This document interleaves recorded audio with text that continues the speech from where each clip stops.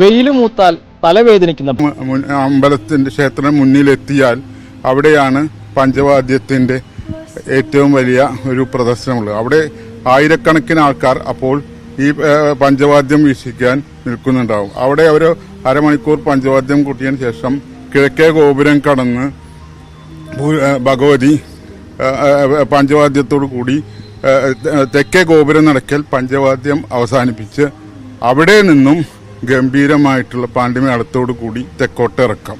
അതാണ് ആദ്യത്തെ തെക്കോട്ടിറക്കം നടത്തുന്ന അത് പാർമേക്കാവ് ചെമ്പുക്കാവ് ഭഗവതിയാണ്. അതിനു മുമ്പ് കണിമംഗലം ശാസ്താവാണ് തെക്കേ ഗോപുരം കടന്നിട്ടാണ് അകത്തേക്ക് വരുന്നത്. തെക്കേ ഗോപുരം ഇറങ്ങുന്ന ആദ്യത്തെ പൂരമാണ് ചെമ്പുക്കാവ് ഭഗവതി. അതിന് പ്രത്യേകത എന്താ വെച്ചാൽ ഈ ഇത്രയ്ക്കും വലിയ മേളം തെക്കോട്ടിറക്കത്തിന് വേറെ ആരും നടത്തുന്നില്ല. ബാക്കി എല്ലാവരെയും കയറി പോവാണ്. ഈ തെക്കോട്ടിറക്കത്തിന് കാര്യമായിട്ടുള്ള മേളം നടത്തുന്ന ക്ഷേത്രമാണ് ചെമ്പ്. അത് ഇത്രയും നടത്തിയിട്ട് പക്ഷെ ഭഗവതിക്ക് നേരത്തെ തന്നെ തിരിച്ചെത്തേണ്ടതുണ്ട്. സങ്കല്പത്തിൽ ഭഗവതിക്ക് വെയിൽ കൊള്ളാൻ പാടില്ല. എന്നാൽ അച്ഛനും നാഥനായിട്ട് കണ്ട് നമസ്കരിച്ച് പോരണം നേരത്തെ. അങ്ങനെയാണ് ഇതിന്റെ സങ്കല്പം. അത് കാരണം ഭഗവതി നേരത്തെ തന്നെ തിരിച്ചു വരും. വൈകുന്നേരം രാത്രി ഇതേമാതിരി തന്നെ എഴുന്നള്ളിച്ചു പോയി തിരിച്ചെത്തും അല്ലേ? വെയിൽ മൂക്കുന്നതിന് മുമ്പ് തിരിച്ചെത്തണം എന്നാണ് പറയുന്നത്. അതിന്റെ ഒരു സങ്കല്പം പറഞ്ഞു. അത് സങ്കല്പം എന്താ വെച്ചാൽ ഭഗവതിക്ക് വെയില് കൊള്ളാൻ പറ്റില്ല. ഭഗവതിക്ക് വെയിൽ തലവേദന ഉണ്ട് എന്നാണ് പറയുന്നത് ശാസ്ത്രത്തിൽ പ്രകാരം. പക്ഷേ അത് കാരണം എന്താ വെച്ചാൽ ഭഗവതിക്ക് വെയിൽ കൊള്ളാൻ പറ്റില്ല ഭഗവതി. അപ്പൊ തലവേദനയ്ക്കൊക്കെ ഉണ്ട് വെച്ചാൽ ഈ അമ്പലത്തിൽ വന്നിട്ട് ആൾക്കാര് വിളക്കും നെയ് വെച്ച് കഴിഞ്ഞാൽ അവരുടെ തലവേദനയൊക്കെ മാറും എന്നുള്ളതൊക്കെയാണ് സങ്കല്പം. സർവമംഗളമംഗല്യേ ശിവേ സർവാർത്ഥ സാധികേ ശരണ്യേ ത്രയംബകേ ഗൗരീ. ചേച്ചി അനിയത്തി അയ്യന്തോൾ ഭഗവതിയും ബന്ധമാണ് അല്ലെ? അങ്ങനെ അതിന്റെ ഇതെന്താ വെച്ചാൽ ചെമ്പുക്കാവ് ഭഗവതിയുടെ സഹോദരിയാണ് അയ്യന്തോൾ ഭഗവതി. അപ്പൊ രാവിലെ നിന്നും ഇവിടെ നിന്ന് ആദ്യം ചേച്ചിയെ കാണാനാണ് പോണത്. ചേച്ചിയെ കാണാൻ പോയി ചേച്ചിയുടെ അടുത്ത് പോയി വണങ്ങിയിട്ടാണ് തിരിച്ചു പോരുന്നത്. അപ്പോൾ മറ്റേ അയ്യന്തോൾ ഭഗവതിയാണെന്ന് വെച്ചാൽ വൈകുന്നേരം ആവുമ്പോൾ അനിയത്തിയെ കാണാൻ ഇങ്ങോട്ട് വരികയും ചെയ്യും. അതാണ് അതിന്റെ സങ്കല്പം.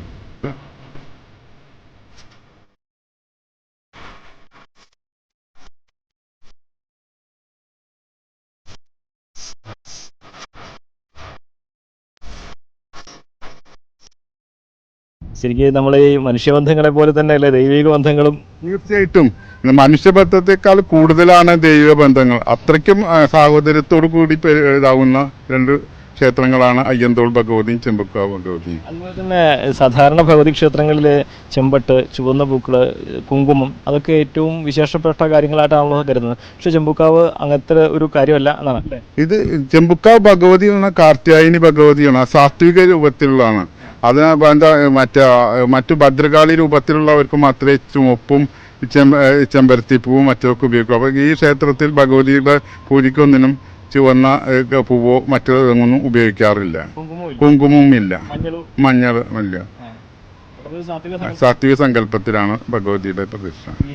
പൂരവുമായി ബന്ധപ്പെട്ട് 3 ആനപ്പുറത്താണല്ലേ നമ്മുടെ? അല്ല, പൂരം ഇതായി തുടങ്ങിയ കാലത്ത് തൊട്ടേ സ്ഥിരമായിട്ട് 3 ആനപ്പുറത്ത് മാത്രമേ ഇവിടുന്ന് പൂരം നടത്താറുള്ളൂ. ഇനി കമ്മിറ്റിക്കാർ കൂടുതൽ വേണം, 5 ആന വേണമെന്ന് വെച്ചാലും ഒരിക്കലും ഭഗവതിക്ക് നിർദ്ദേശം മാതിരി എന്നും 3 ആനപ്പുറത്ത് മാത്രം പൂരം നടത്തുന്ന ഒരു ക്ഷേത്രമാണ്. ഇനി ആൾക്കാർ കൂടുതൽ വന്നു എന്നാലും ആനകളെ കൂട്ടണം എന്ന് പറഞ്ഞാലും ഒരിക്കലും കൂട്ടാറില്ല.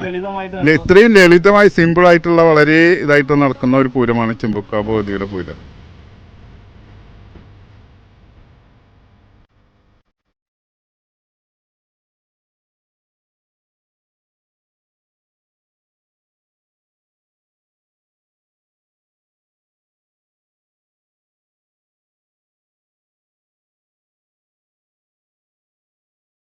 ഏറ്റവും ലളിതമായി എന്നാൽ പ്രൗഢഗംഭീരമായി തൃശ്ശൂർ പൂരത്തിൽ പങ്കെടുക്കുന്ന ക്ഷേത്രമാണ് ചെമ്പുക്കാവ് കാർത്തേനി ഭഗവതി ക്ഷേത്രം.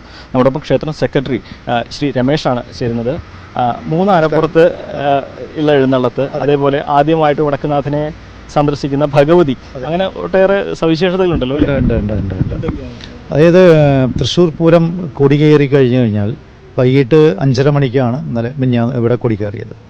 പിറ്റേ ദിവസം ഞങ്ങൾ ഇവിടുന്ന് അയ്യന്തോളു ഭഗവതിയുടെ ജ്യേഷ്ഠത്തി എന്നുള്ള സങ്കല്പമാണ് പണ്ടോടെ എനിക്ക് ജനിച്ചതെന്നോട്ടുള്ള നമ്മളറിവാണത്. ഇവിടുന്ന് രാവിലെ പോയി അവിടെ ഇറക്കി പൂജ കഴിഞ്ഞ് അവിടെ 2-3 പറയുന്നുണ്ട്, അത് കഴിഞ്ഞ് തിരിച്ചു വരും. അതേപോലെ തന്നെ വൈകിട്ട് അയ്യന്തോൾ ഭഗവതി ഇവിടെ വരും. ശരിക്കും അങ്ങനെ വെച്ചാൽ പണ്ടെങ്ങനെ വെച്ചാൽ കണ്ടുമുട്ടാറില്ല എന്നാണ്. ഞങ്ങൾ ഈ വഴിക്ക് പോകുമ്പോൾ അവർ അപ്പുറത്തെ വഴി കൂടെ വരും. അവിടെ ചെന്ന് കഴിഞ്ഞ് കഴിഞ്ഞാൽ എന്തോ ചന്ദനമുട്ടി എടുത്തു കൊണ്ടുവരും എന്നൊക്കെയാണ് പണ്ട് കേട്ടിട്ടുള്ളത്. ഇവിടെ വന്നു കഴിഞ്ഞാൽ എന്താ അതിന് ഇതായിട്ടുള്ള വെള്ളിക്കെണ്ണം കൊണ്ടുപോകും. അങ്ങനെയൊക്കെയാണ് നമ്മൾ കേട്ടിട്ടുള്ളത്. കൊടുക്കൽ വാങ്ങൽ, അതെ. അതിപ്പോൾ ഇപ്പോഴും അത് നടക്കുന്നു. ആ ഒരു ഇതാണ് നമ്മളിപ്പോഴും കൊണ്ടു നടക്കുന്നത്. പിന്നെ തൃശ്ശൂർ പൂര ദിവസം ഇവിടുന്ന് 3 ആനപ്പുറത്ത് എഴുന്നള്ളി 7:30 മണിക്കാണ് ഇവിടുന്ന് എഴുന്നത്. ഇവിടുന്ന് മേളത്തോടുകൂടി തുടങ്ങി മേള അവസാനിച്ച് പഞ്ചവായത്തിൽ അത് എഴുന്നള്ളിച്ച് ഈ അമ്പലനടയിൽ കൂടെ പോയി നമ്മുടെ ജവഹർ ബാലഭവൻ മുന്നിൽ കൂടെ ടൗൺ ഹാൾ വഴി കയറി പാറമേക്കാവിൻ്റെ അവിടെ എത്തി അവിടുന്ന് വടക്കുന്നതിൻ്റെ കിഴക്കേ ഗോപുരം കയറും. കിഴക്കേ ഗോപുരം വഴി കയറി തെക്കോട്ടിറങ്ങി ആദ്യമായിട്ടാണ് ഞങ്ങളാണ് ചെമ്പൂക്കാവിൻ്റെയാണ് മേളം, ആദ്യത്തെ മേളം. ആദ്യത്തെ മേളം തെക്കോട്ടിറങ്ങുന്നതിന് മുമ്പ് ഇവിടുന്ന് പോകുന്ന പഞ്ചവാദ്യം അവസാനിക്കും ഉള്ളിൽ വെച്ചിട്ട്, വടക്കുന്നതിൻ്റെ ഉള്ളിൽ വെച്ച്. അവിടെ നിന്ന് അങ്ങോട്ട് മേളത്തോടു കൂടി ഭഗവതി തെക്കോട്ടിറങ്ങി അവിടെ ഒരു കലാശം കഴിഞ്ഞ് തിരിച്ച് ഭഗവതി ഒറ്റയ്ക്ക് ഒരു ആനപ്പുറത്ത് ഇങ്ങോട്ട് തിരിച്ചു വരും. അതാണ് ചെമ്പൂക്കാവിൻ്റെ ആദ്യത്തെ ഭഗവതി, ആദ്യത്തെ ഭഗവതിയാണ്. അതിനുശേഷമായിരിക്കും മിക്കവാറും നമ്മുടെ പനിക്കമ്പള്ളി കയറി വരിക. ഞങ്ങളാണ് ആദ്യമായിട്ട് ഉള്ളിൽ കയറുന്നത്. അതെ. പിന്നെ ഇതേപോലെ രാത്രി ഇവിടുന്ന് ഇതേപോലെ എഴുന്നള്ളിച്ച് ഇതേ പ്രൊസീജിയർ തന്നെ നമ്മൾ വടക്കുന്നാലേക്ക് കിഴക്ക് ഗോപുരം വഴി കയറി തെക്കോട്ടിറങ്ങി അവസാനിക്കുന്നത്. അത് കഴിഞ്ഞ് തിരിച്ച് ഭഗവതി ഇവിടെ നമ്മൾ തിരിച്ചേൽപ്പിക്കും, ഇവിടെ കൊണ്ടുവരും.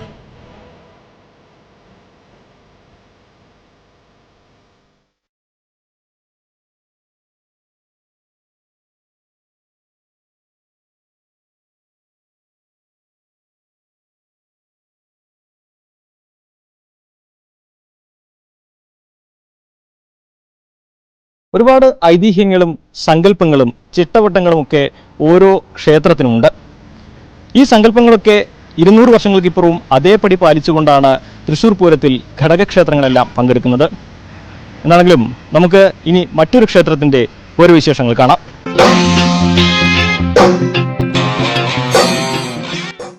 തൃശ്ശൂർ പൂരത്തിൽ തിരുവമ്പാടിയും പാറമേക്കാവും കഴിഞ്ഞാൽ ശക്തൻ തമ്പുരാൻ ഏറ്റവും പ്രാധാന്യം നൽകിയ ഘടകക്ഷേത്രം ഏതാണെന്ന് ചോദിച്ചാൽ നെയ്തലക്കാവ് എന്നായിരിക്കും ഉത്തരം. പല കാരണങ്ങളുണ്ട് അതിന്. മറ്റ് ക്ഷേത്രങ്ങളിലെ ഭഗവതി സങ്കല്പം കാർത്യായനി രൂപത്തിലാണെങ്കിൽ നെയ്തലക്കാവിലെ ഭദ്രകാളി രൂപത്തിലാണ്. അതിനപ്പുറം പൂരത്തിന് തുടക്കം കുറിക്കുന്ന പൂര വിളംബരത്തിന് വടക്കുന്നാഥന്റെ തെക്കേ ഗോപുരനട തുറക്കാനുള്ള അനുവാദം നെയ്തലക്കാവമ്മയ്ക്കാണ്. അത്തരത്തിൽ ഒട്ടേറെ സവിശേഷതകളും പ്രാധാന്യവും തൃശ്ശൂർ പൂരത്തിൽ നെയ്തലക്കാവിനുണ്ട്.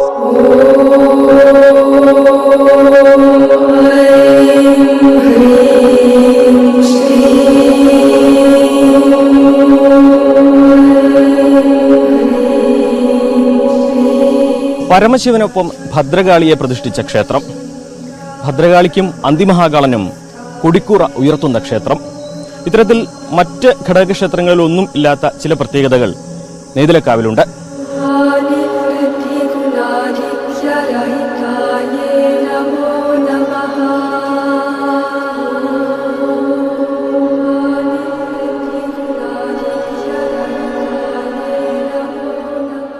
ഒട്ടേറെ സവിശേഷതകളുണ്ട് നെയ്തലക്കാവിന്. അതിൻ്റെ പ്രധാനപ്പെട്ട ഒരു കാരണം ഇവിടുത്തെ പ്രതിഷ്ഠ ഭദ്രകാളി സങ്കല്പത്തിലുള്ള ദേവിയാണ്. 2 പേർക്ക് ഇവിടെ ഉത്സവത്തിന് കൊടിമരം ഉയർത്തുന്നുണ്ട്. ഇതൊക്കെ തൃശ്ശൂർ പൂരത്തിന്റെ ഘടകപൂരങ്ങളിൽ മറ്റെവിടെയും നമുക്ക് കാണാൻ കഴിയുന്ന കാര്യമല്ല. നമ്മോടൊപ്പം ക്ഷേത്രം സെക്രട്ടറി തന്നെ ചേരുന്നുണ്ട്. ഒട്ടേറെ സവിശേഷതകൾ നേരത്തെ പറഞ്ഞതുപോലെ നെയ്തലക്കാവിനുണ്ടല്ലോ, എന്തൊക്കെയാണ് നമുക്ക് പറയാൻ കഴിയുക? കൊച്ചി ദേവസ്വം ബോർഡിന്റെ ക്ഷേത്രങ്ങളിലെ ഏറ്റവും പ്രധാനപ്പെട്ട ക്ഷേത്രമാണ് ശ്രീ നെയ്തലക്കാവ് ക്ഷേത്രം. അതിൽ കൊച്ചി രാജാവിൻ്റെ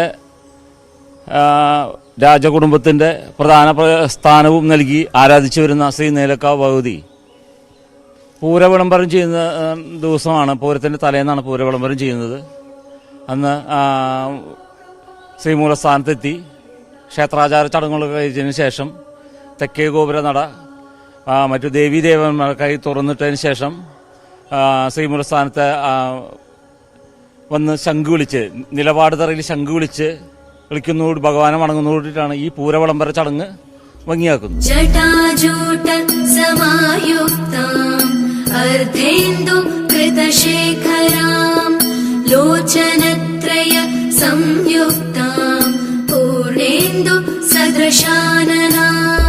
മറ്റ് ദേവിമാരൊക്കെ കാർത്തികേയ സങ്കല്പമാണ്. നെയ്തിലക്കാവ് മാത്രമാണ് ഭദ്രകാളി സങ്കല്പത്തിൽ പൂരത്തിൽ പങ്കെടുക്കുന്ന ഒരു ഭഗവതി. മാത്രമല്ല ആറാട്ടുപുഴ പൂരത്തിൽ അന്നത്തെ സങ്കല്പത്തിൽ പങ്കെടുക്കാതെ ശക്തൻ ഉൾപ്പെടുത്തിയ ഒരു ക്ഷേത്രം കൂടിയാണ് നെയ്തിലക്കാവ് എന്നാണ് കേട്ടറിവ്. എന്താ അതിന്റെ ഒരു ഐതിഹ്യം?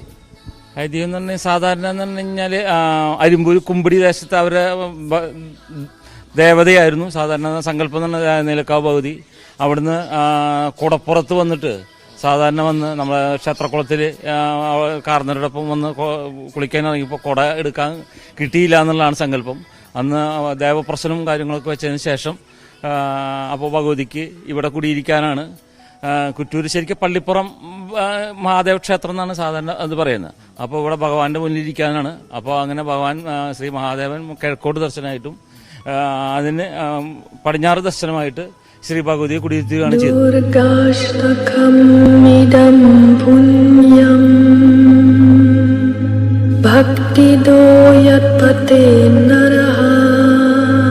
മറ്റ് ഘടകക്ഷേത്രങ്ങളെക്കാൾ ഏറെ വ്യത്യസ്തമാണ് നെയ്തിലക്കാവെന്ന് നേരത്തെ തന്നെ പറഞ്ഞിരുന്നല്ലോ. മുൻപ് ആറാട്ടുപുഴ പൂരത്തിൽ പങ്കെടുക്കാതിരുന്ന, എന്നാൽ ഇപ്പോൾ തൃശൂർ പൂരത്തിൽ പങ്കെടുക്കുന്ന ഏക ക്ഷേത്രം നെയ്തിലക്കാവാണ്. നെയ്തിലക്കാവമ്മയ്ക്കാണ് തെക്കേ ഗോപുരനട തുറന്ന് പൂരവിളംബരം നടത്താനുള്ള അനുവാദം ശക്തൻ തമ്പുരാൻ നൽകിയത്. ഇത്തരത്തിൽ ശക്തൻ തമ്പുരാന് വലിയ വിശ്വാസവും ആരാധനയും നെയ്തിലക്കാവമ്മയോട് ഉണ്ടായിരുന്നു എന്നതാണ് ഈ ആചാരങ്ങൾ നെയ്തിലക്കാവമ്മയ്ക്ക് നൽകാനുള്ള പ്രധാന കാരണം.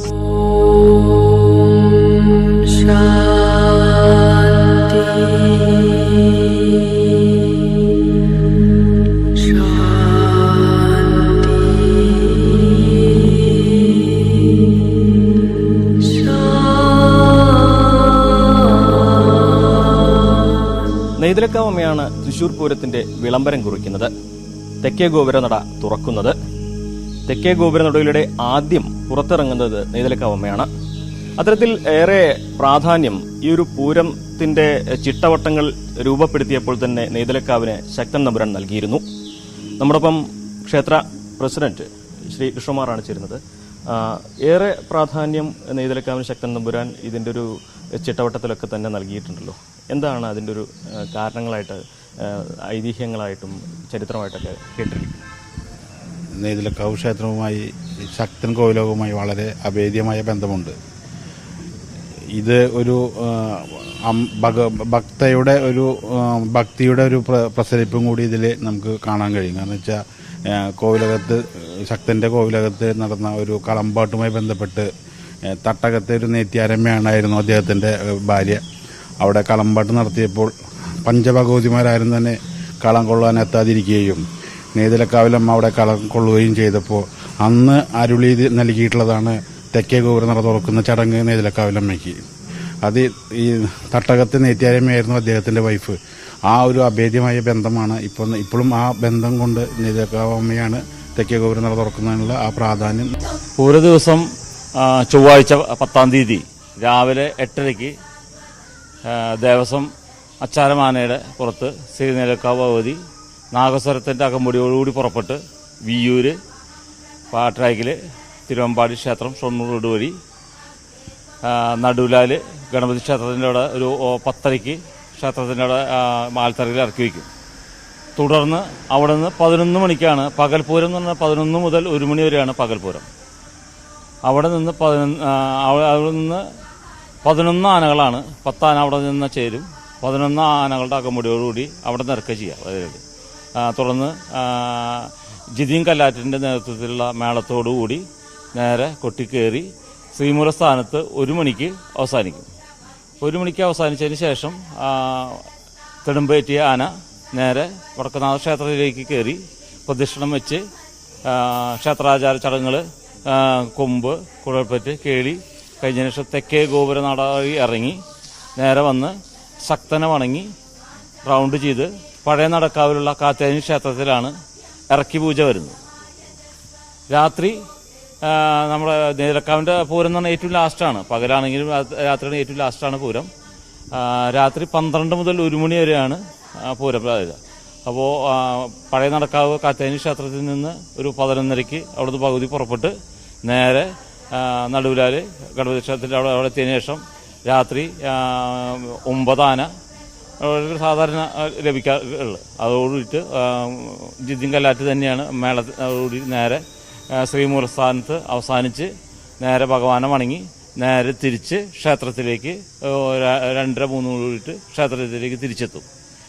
പിന്നെ പിറ്റേ ദിവസം കൊടിയിറക്കം എന്ന് പറഞ്ഞൊരു ചടങ്ങാണ് ഉള്ളത്. പിറ്റേ ദിവസം എന്ന് പറഞ്ഞാൽ 11-ാം തീയതി